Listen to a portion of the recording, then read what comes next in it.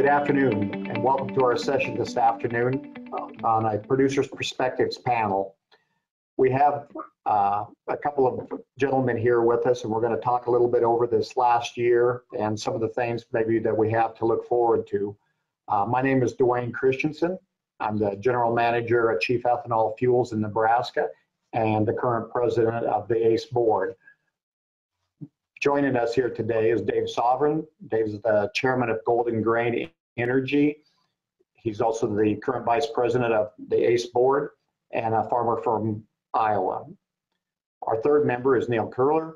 He's a co-founder, director, and co-chief executive officer of Pacific Ethanol. So these gentlemen will join us in this kind of a free-flowing discussion here this afternoon.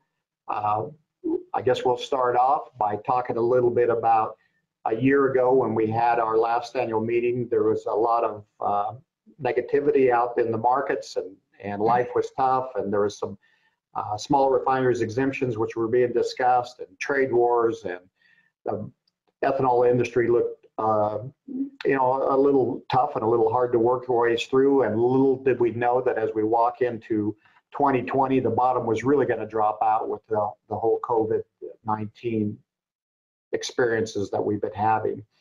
And so I think originally here we'll just kind of start off and talk a little bit about some of the things that we have seen this year as this market has changed, and want to discuss a little bit about what we've gone through this black swan event of COVID-19, which was totally unexpected, I guess, and hard to prepare for. But what have you gentlemen seen or done as we've gone through so far the first 8 months now of 2020? And Dave, maybe we'll start with you. Well, you're right. That who'd have thought that when we had our conference a year ago, we'd have thought that those were the good times. But yeah, we're into 2020, and it's almost like 2020 said, "Wait, hold my beer, and let's see what happens." But right now, I think it's best that it was important to demonstrate a steady hand on the wheel, so to speak. I think we've all gone through some scenarios telling employees that they needed to self-quarantine for coming back on vacation, or they needed to be assigned tasks to work from home for a period of time before they could come back and enter the plant or the office. I don't think anybody anticipated the need for the hand sanitizer locally that we ran into. But on one of the brighter sides, it seems like the employees were demonstrated a lot of pride and enthusiasm for making hand sanitizer and delivering it to local organizations.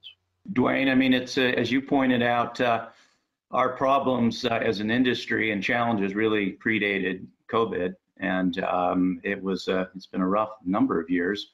And then just the incredible demand destruction we saw with the onslaught of COVID, and demand's come back. But in some ways, COVID forced us to do what we should have been doing some time ago, which was getting a better balance between supply and demand while we work through some of the market and policy challenges. We've been overproducing as an industry for some time now, and when your markets literally dry up, and out west where we do a lot of marketing, at the late March and in April, we saw 60, even 70% evaporation of gasoline demand. So that forced a lot of capacity to be shuttered, and I think the industry's trying to be a little more measured about bringing that capacity back on as demand is increasing. So there's some reason for a little bit of optimism around that. We as a company took very swift action and idled most of our fuel grade production, and actually are still in a situation where most of it is now not operating. And we had diversified the company, and we're in a fortunate position of being one of the few companies that was a leading producer of the high quality alcohol, and had existing contracts for hand sanitizers, and were able to debottleneck the plant fairly quickly at our Pekin facility campus there, at both the ICP side and the Pekin side, and we're able to free up some additional gallons, and that was very helpful. And certainly reassuring to our employees, although with the plants down, we had to, furlough. The PPP program was helpful in getting some people back to work. But, where we sit today, we at a peak of over 500 employees, we've had to now lay off 140 employees, and we'd really like to bring them back. And, we have, again, market and policy challenges to be able to do that. So it's continues to be very challenging times, but as I'm sure you're going to encourage us because you're so optimistic, Duane, about the future, you're going to tell us how great everything's going to be in the future. Well, that must come later in this conversation because I'm not quite there yet. But yes, I would have to agree. From our standpoint here at Chief also, we went through a number of the same things, furloughed, certainly shut down some production, took one of our plants, the Lexington plant was offline for quite some time. It's back up and running now. But our focus for quite a while here at the Hastings plant is because of being a little bit older plant, we had some distillation capacity that we could bring back on for industrial purposes. And so the silver lining in all of this certainly has been the hand sanitizer market or some of the industrial alcohols. And so we're still actively pursuing that and think that this is probably something that we're going to be doing from a long-term standpoint. When we look at a number of the things that have gone through this last year and we go forward, certainly it seems like gasoline demand in 2020 is not going to be back up to some levels that we've seen in the future. In fact, speaking with some analysts and talking with the U.S. Grains Council earlier today, their opinion of return to normal, I guess, or return to where we were, is going to be as far out as 2022.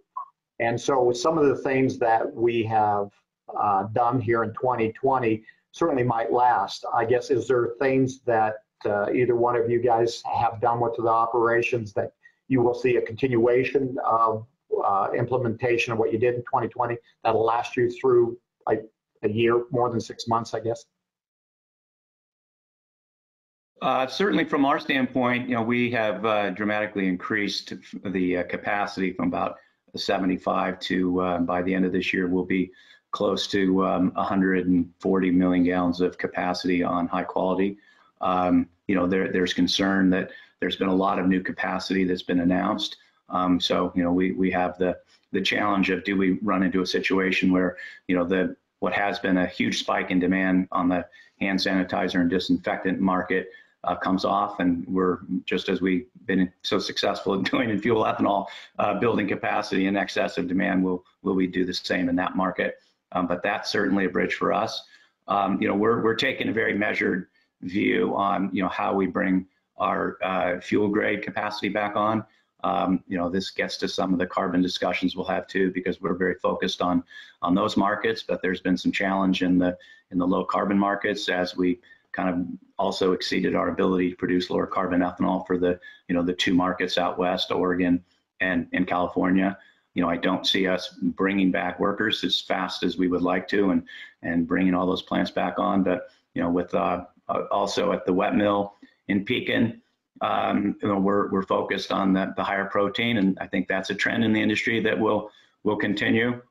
Do see opportunities there. So I think we have to be smarter as an industry. We need to continue to focus on diversification. I don't think this industry will ever look like it did, frankly, in the last number of years. I think we'll see everybody hopefully being a little more disciplined on how we approach the fuel business, diversify into some of the high quality to the extent that markets will support that.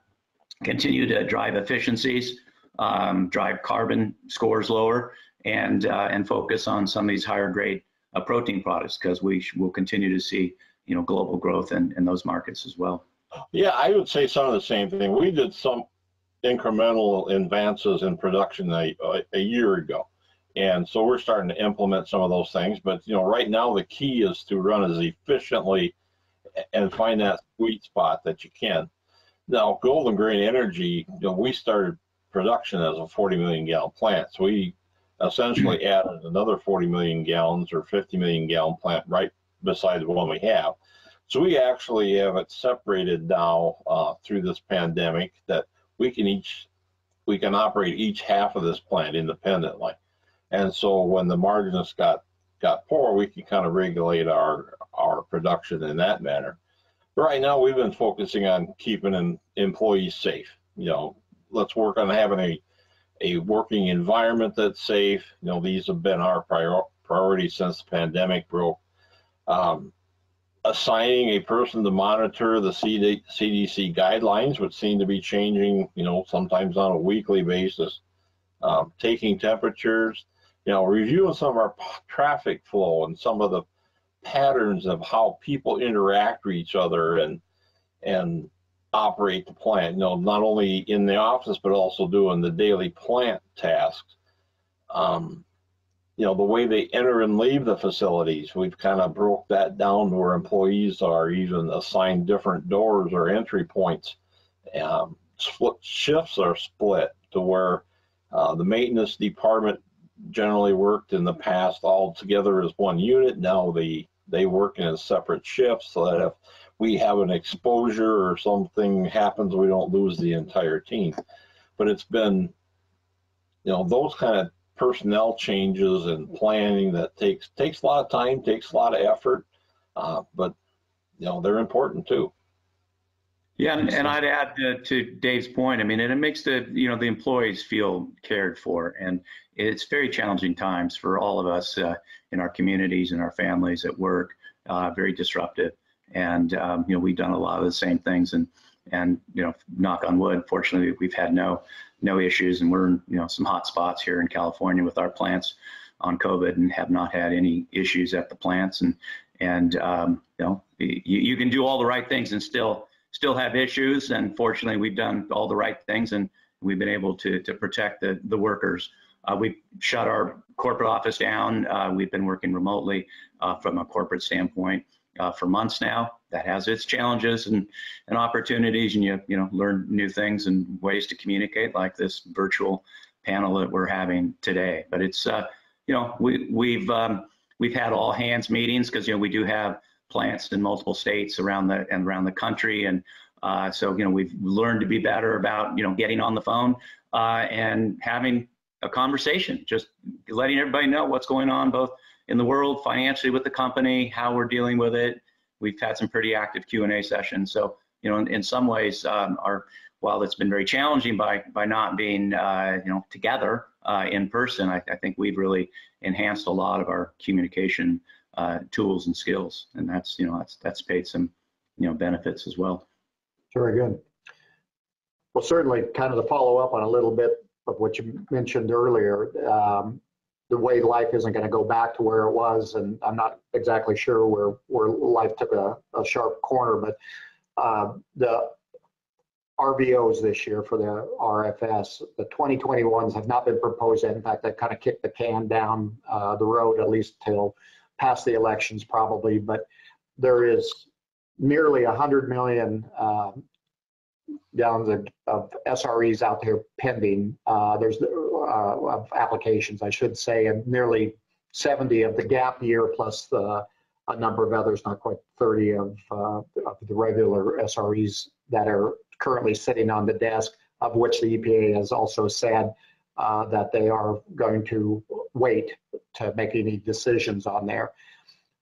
We've been talking a lot about the new clean fuels, low carbon policies, what that means for the markets overall, and where we're at.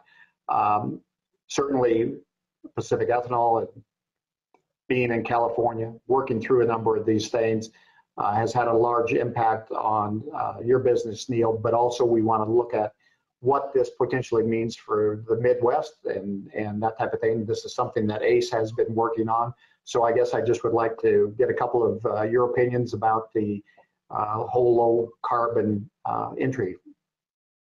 Well, I think it's really been if you look at, and we've been involved from the very start with Governor Schwarzenegger at the time announcing the executive order to have a low carbon fuel standard, back in, I think it was 2008, and was implemented in 2011 and following with Oregon. And so compared to what is just this unconscionable and erratic at best implementation of the RFS under various EPAs, it's not just this administration, where it's created really no certainty in terms of a trajectory of growth in our industry.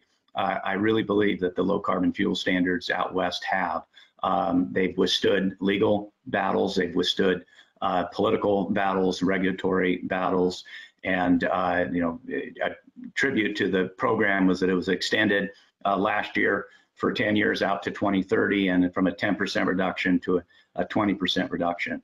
And while there was some concern that it was a veiled attempt to just electrify the transportation sector, and certainly California policymakers like to see that, but when you develop a performance standard and you are fair and balanced in how you score, and there's still some challenges and issues around that, ethanol has proved to be a winner. We've generated almost half of all of the credit program to date in the low carbon fuel standard in California, and even greater than that in Oregon. And the fact that it's been extended out to 2030 really is sending a very powerful signal. Carbon pricing in California up around and holding at that $200 is providing a very meaningful signal for investment.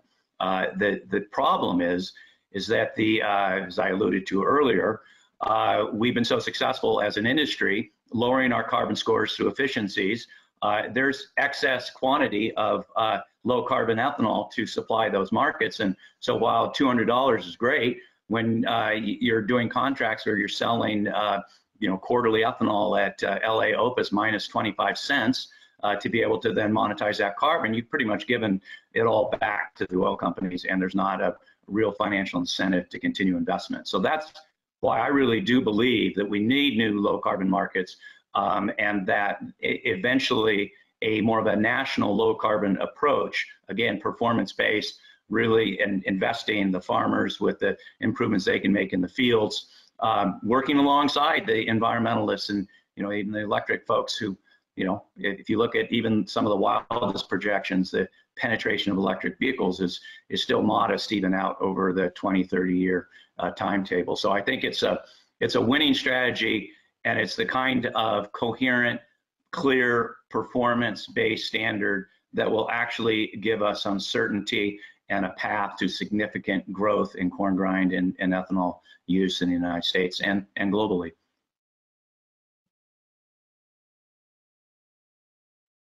Well, I concur with Neil wholeheartedly. In my mind, I have to think too that the clean fuel, low carbon is an exciting area to develop and to implement.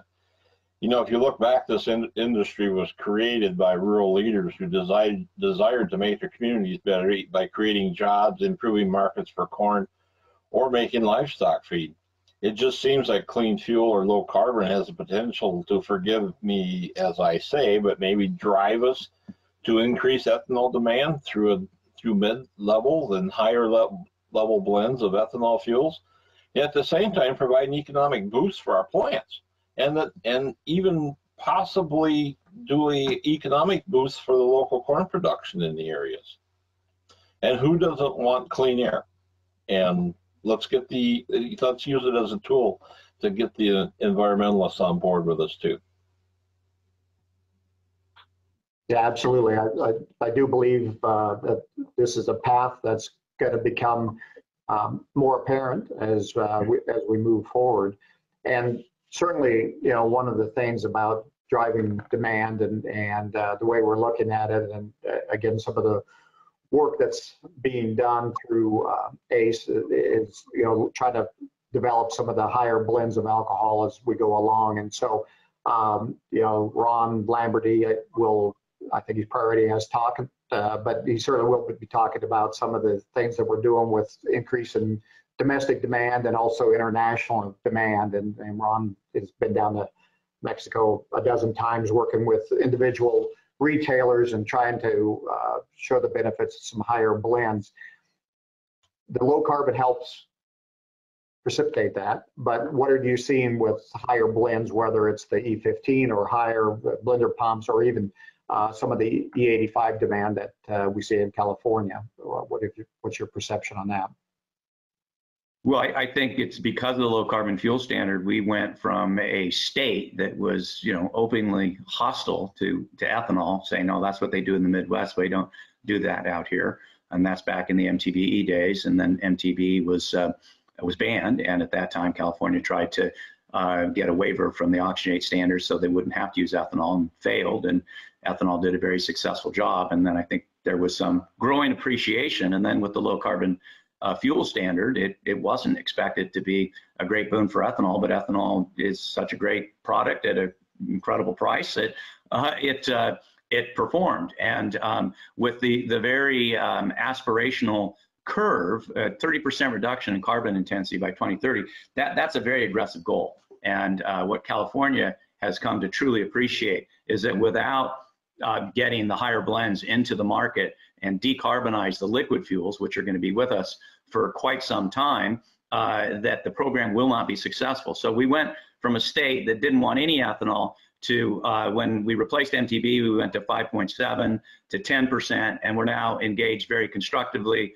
with a program. California does everything a little differently and has to do their own testing, but we have a test program that is just starting now to test E15 on California fuels, and we expect that that will result in a rulemaking to have E15 and higher blends part of California's future.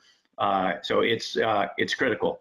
The head of CARB is, at a couple of meetings I've been at, he's made the point, yeah, we love electricity, but 5 million vehicles by 2030, which is their interim goal, he says is a very aggressive target, and so aggressive, they're not confident they'll achieve it. But at the same time, even if they were, still in California in 2030, there's going to be 30 to 40 million internal combustion engines still on the road. So for decades, we're going to need to be able to displace petroleum with a clean burning liquid fuel like ethanol, and higher blends are a critical part of it. Just this week, we saw Pearson Fuels announce that they're adding another 50 E85 stations. They'll have 200 stations. Just one company in California propels another that has over 100, and then you have a number of others. I don't know what the exact number is, but I do know that California, again, not considered to be the certainly the fountain of ethanol production. We have a few plants out here, and certainly historically has not been a place that's promoted ethanol and E85, but because of low carbon fuel standard and really promoting carbon reductions, it's the largest consumer of E85 in the nation. And I see a future where, as California and as we can spread this nationally and decarbonizing liquid fuels, even when you get to plug-in hybrid vehicles, they're going to have to run on something. And so I think that a flex fueled powered plug-in hybrid really combines all these technologies we have today. And even with a declining liquid fuel demand, we can see a significant growth in ethanol use. Dave, do you have any, thoughts of what you're seeing in Iowa and around the surrounding states on some of these higher blends and where you're at? Well, I've got some experience with one little fuel station that we own here in town, and tracking the sales there is always eye-opening there a little bit. Without a doubt, E30 is our biggest seller. I think there's a lot of experimentation going on. I know I've got a livestock hauler who uses E85 when he's got a full trailer, or pulling his trailer from here to there, because he claims he gets better mileage with the higher octane that's in the E85. But he says, when I'm not pulling my trailer, I run E30. He says I get better mileage that way. So I think that ethanol and these higher blends gives opportunities for people to be innovative themselves and to experiment themselves. One of the beauties of the blender pump is to be able to allow people to make those choices for themselves.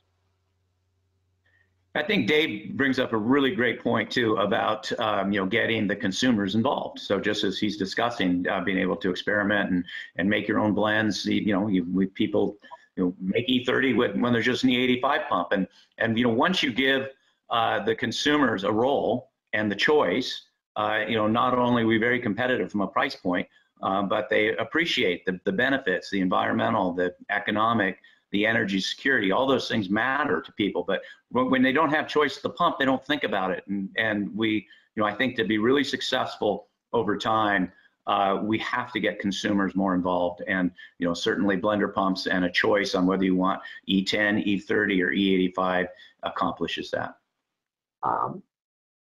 As Neil pointed out early, we need to find some optimism, because it's pretty easy to be pessimistic in this time period and over this last number of months and years. So I guess I'm going to ask you guys if there's something that you're looking forward that maybe even mention again if we've already talked about it, but at least point some things out. And I guess I'll kind of start, because I do believe one of the things that's going to help us above and beyond the domestic is our export business. And we're seeing industrial alcohols, again, of which we mentioned that a lot of plants have been making more and making some. They've been pretty aggressively moving on the export market. In fact, half of our alcohol movement in April and May was industrial alcohols. And part of that reason that it was such a high percentage is that fuel alcohol certainly bounced back. But there's people all over the world. In South Korea has certainly been very aggressive, but a number of countries throughout Europe and the Middle East are all looking at doing some industrial alcohols for solvents or hand sanitizers or windshield washer fluids and the bioplastics in India. There is a large movement going on, and it's just trying to get this economy back worldwide, and that we can return to somewhat more normal circumstances. So I do believe that we are going to see a continuation of strong demand for ethanol as we go forward across the world. And I believe the United States is in a unique position with our ability in agriculture to produce and the ability for our ethanol plants. We're going to be a low-cost producer of some high-quality product. And again, depending on where trade goes and how the dollar relates to where we're at with our products, we're going to be very aggressive worldwide on doing these things. So I'm quite optimistic on that standpoint. Dave, do you have anything? We'll let you go next and wrap up with Neil then. Sure. I agree. I think, the educational process here of letting the customer base out here is that we're not, we've been primarily focused on just the transportation market. And now this pandemic has brought to our attention that there's a much broader product out there besides the transportation market. Hand sanitizers, industrial ethanol. I think, people's health and cleanliness and sanitation is going to be brought to the forefront. And especially, I think maybe the European markets, the foreign markets have probably been a little bit ahead of us in that. Yeah, I agree as well. I think we won't go back to normal in terms of demand. We have a new normal in terms of the need for disinfectants and sanitizers, even with vaccines. I think that the world is forever changed in that regard, and that's good news. And it just points to how diversification of our product mix, both on the ethanol side and the high quality alcohol, but into the proteins as well, and that's very encouraging. I think Grains Council gets a lot of credit for this development work as well, and there's more to be done. And so I am optimistic. I think in the U.S., even with the declining liquid fuel demand, as we see more efficiencies and some electrification, that there's an opportunity here to put ourselves in a position to occupy a lot more of that gasoline tank with the higher blends and see growth there. We're still seeing growth in liquid fuel demand globally, so that's promising on the fuel ethanol. If we can move on the carbon, we can get consumers in the game, which higher blends do. Continue to develop our international markets for both our feed, food, and fuel and chemical products that we in fact do have a very bright future. Very good. And I want to thank my fellow panelists for this very enjoyable time that we had here, and hopefully relate a little bit on to some of the people who are listening today, some of the things we've seen and maybe some of the things that we're looking forward to, and some optimism that's out there. But for today, thank you very much for listening.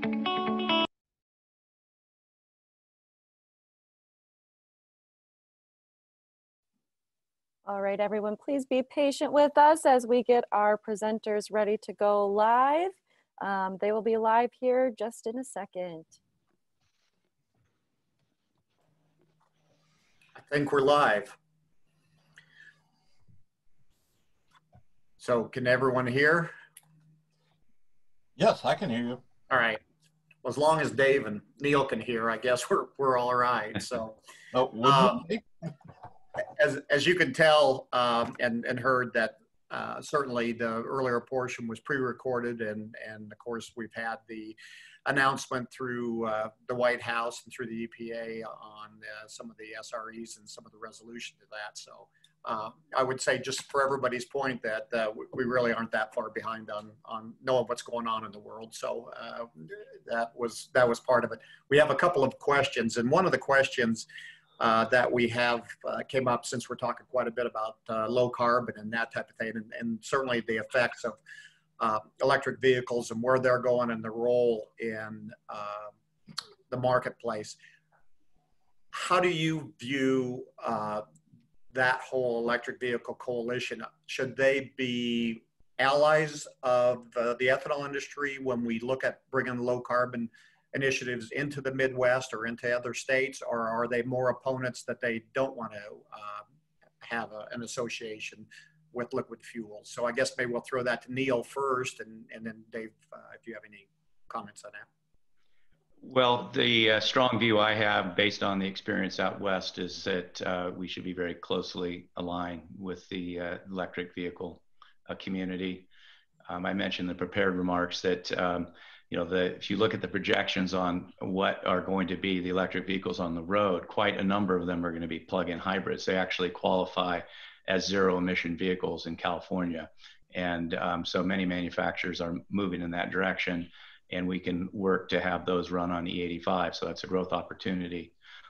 You look at the very aggressive projections on the amount of electric vehicles on the road. Take California, and let's just assume for a minute that 25% of the gasoline demand through electrification and the fuel efficiencies, 25% of the gasoline demand goes away in California by 2030. That actually, it would be much more aggressive than what California is even projecting, but it's a good illustration. If you then assume that the remaining gasoline is E15, which I believe with the low carbon fuel standard and the testing we're doing, that by 2030, the whole market will be E15, and you'll see a lot more E85 and potentially higher blends than E15.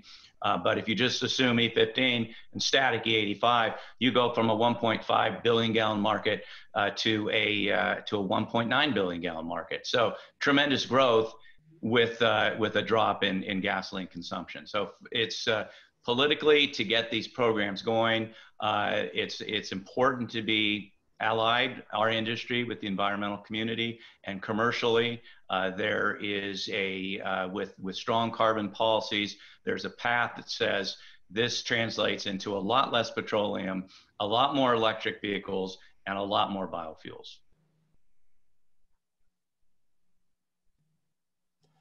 I'll agree with Neil. I mean, our ethanol industry, we've always marketed ourselves as being a choice. We've had commercials where we've talked about when you walk into a convenience store, there are many different kinds of soda pop there. Well, and what's the difference if we have electric vehicles, we've got diesel vehicles, we've got natural gas vehicles. I think there are some that run on LP. At my station the other day, there was a guy in there talking about running his car and use engine oil. So let's be part of what everybody wants. I mean, give people their choice. I think that's best for us in the long run. Very good. One of the other questions that we've had is, since we talked a lot about what we've seen so far in 2020, is this a year similar that we've seen in the past, i.e. 2008, so we're maybe back in one of the drought years, those type of things? And I will answer that is no. This is not like any other year that we've seen. Some of the other dramatic events that have happened over the last, I guess a lifetime, if you will, a few decades, like 9/11, that was primarily, it did affect the airline industry and New York City, but probably not as much in the Midwest. 2008, economic crisis. Agriculture was pretty solid during that time period, so probably not as much. But this COVID-19, the absolute bottom dropping out of the market, and the length of time that it takes to come back is not like anything that we've seen.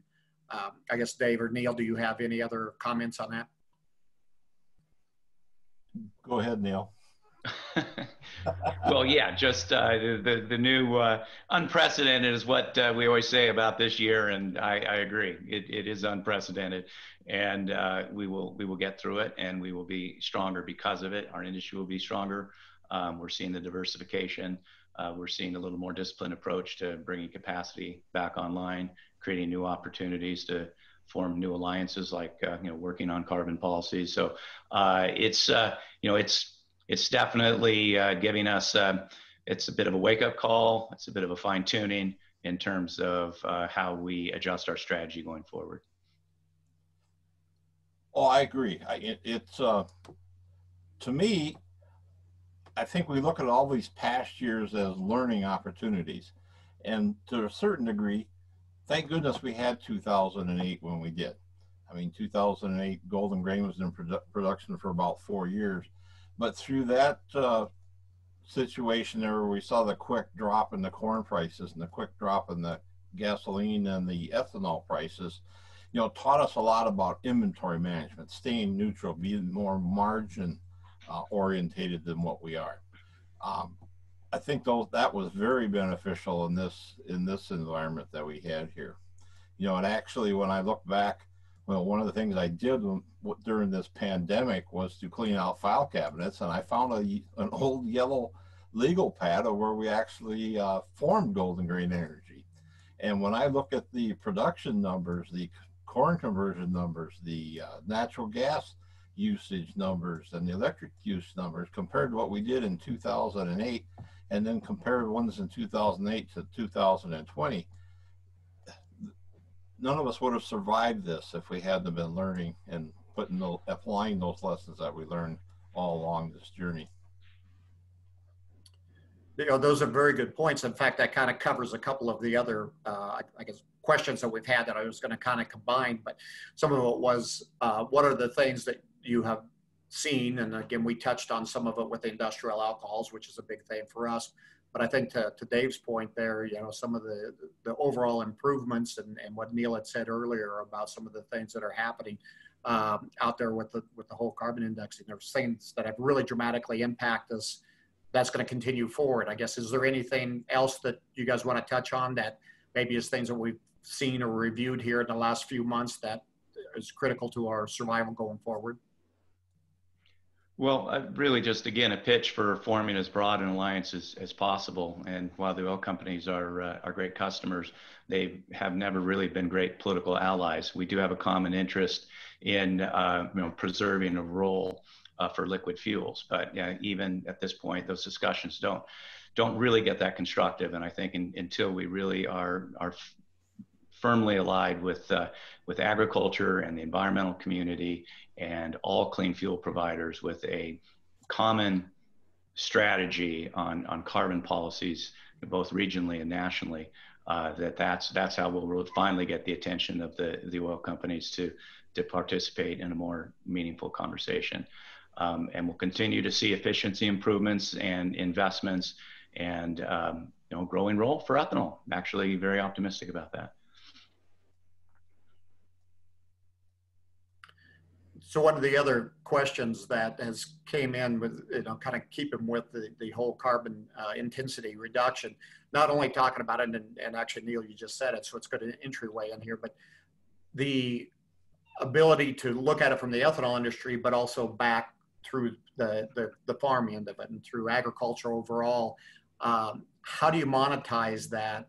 And as we look at putting some policies together, what's your viewpoints on being able to basically carry everybody through for the benefit of having lower carbon? Dave, you're the farmer. Yes, I am. Oh, I think, and first of all, as we talk about alliances and forming alliances, we need to get the agricultural committee aligned with us at the same time.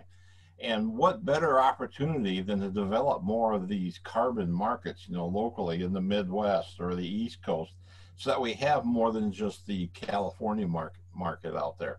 You know, I think there's opportunities out here for farmers to be incentivized for new practices and as a way for them to pay for investment in new technologies that are constantly being developed and implemented, and even possibly being compensated for some of the practices that they've been doing in the past. Yeah, the farmers need credit for what they're doing, to Dave's point, and right now they're not getting that extra credit. There is an assumption in the models on how much, what the carbon intensity of agriculture is, but what you have going on in modern farm practices with no-till and cover cropping is actually rebuilding the carbon content of the soil. And farmers today are not getting credit for that, and they should in the models. You know, there's challenges in how you implement that, but that's the way to really vest the farmers. And it's very impressive to the environmental community. They, you know, I was involved about a year ago of a tour with a group of, you know, environmental groups and farmers and biofuel supporters, and it was quite eye-opening for all of us, but certainly the environmental community, who hasn't always appreciated the environmental stewardship in American agriculture, and to see these cornfields and the pits where you could see the roots going down, you know, 8-10 feet, and measurements of how much carbon was being built into the soil. So, you know, we talk about carbon capture and sequestration as some sort of highfalutin out there technology. Well, farmers today are doing that by bringing that carbon, that CO2 into the corn plant, collecting it, providing this great renewable resource in the corn kernel, and still building the carbon content of the soil that's behind. That almost gives me a little bit of encouragement. So Neil, I'm going to make the offer. We're just getting into harvest on our farms. And in fact, you need to come out and run a combine, or well, maybe not that, the grain cart. We might put you on that. So to make you enjoy this stuff all that much more. So I would welcome that. Yes, it's definitely a little bit different. Some of the things that have gone on, and we listened to the discussion before with Tom, and sort of the dismal outlook about where gasoline consumption is going to go. So I think we have some relatively rough days ahead of us yet for this. So I guess, how do you view the next, you know, again, probably more than the remainder of 2020, but as we get into 21 and just getting through to the point where we see some of this market turn around, how do you view the best way to do some of that? Well, we need to continue to exercise some level of discipline. You know, we're producing at about a 14+ billion gallon clip. We have capacity to do more than 17 billion gallons. So, you know, until we actually see in a combination of recovery domestically and internationally, we're going to have to maintain that balance. Inventories have continued to fall, so we are doing that. And, you know, it's better to make a break even or make a little bit of money on some gallons than to lose money on more gallons. So that's important. And then we need to redouble ourselves regardless of who's president on the policy front. Obviously, the small refinery exemption victory is huge, but we need to make sure that translates into additional demand. So we need to be very diligent, because the battles are not over. We need to make sure that the small refinery exemption program is something of the past, which means 15 billion gallons will truly be a minimum 15 billion gallons. And if it's a smaller total gasoline demand, that means that it will be a real impetus for higher blends. So that's positive. And we need to just continue to work on the alliance building. But as it relates to the here and now, it's the 4 billion gallons that we lost. So it's one thing to not have small refinery exemptions going forward. Well, what about the sins of the past? And as we negotiate with the EPA on correcting what has now been determined to be illegal granting of small refinery exemptions in the past, how do we bring those gallons back? How do we get the 500 million gallon remand work back into the RVOs? The fact that we don't even have a 2021 proposal is troublesome. So there's a lot of opportunities to see demand finally in 2021 start to increase again and accelerate from there. But a tremendous amount of work to do as an industry, and working through our trade associations to get there. Yeah, I like Neil's comments. I would add that probably risk management is going to be another key here in the near future. You know, the way we market is changing drastically too. And I'm probably dating myself a little bit when I bring up the gas plus contracts we used to have when we first started the industry and we went into margin management or fixed price contracts. Then we moved into indexes, where I think most of the industry is taking in right now. But I think, we're probably prudent to be moving back into more risk management or more fixed price contracts, or locking in your crushes, grabbing that 7 cents, 10 cents, or even a nickel through the first quarter of 2021, just to create positive cash flow.